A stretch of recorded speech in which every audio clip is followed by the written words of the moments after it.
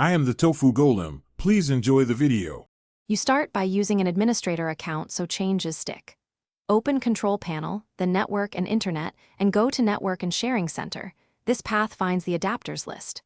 Once there, click Change Adapter Settings on the left to reveal all network connections. Make sure you can see the broadband adapter marked with PPPoE or your ISP name. If the adapter is hidden, select View By category, then use the same path. Now you're ready to target the specific broadband connection. Now act on the broadband connection itself. Right-click the adapter that corresponds to your broadband PPPoE or DSL link. Select Disable first.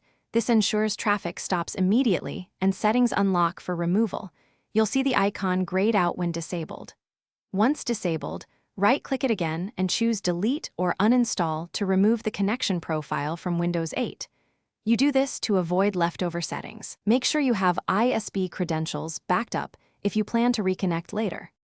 Finish by restarting your PC to clear any cached network state and confirm the broadband link no longer appears. If the adapter reappears, open Device Manager and expand Network Adapters.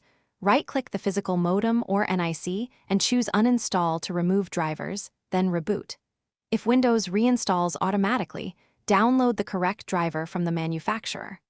One key troubleshooting tip: if you lose connectivity to manage downloads, use another device or mobile hotspot to fetch drivers and ISP. Thanks for watching. Consider subscribing if we helped you today.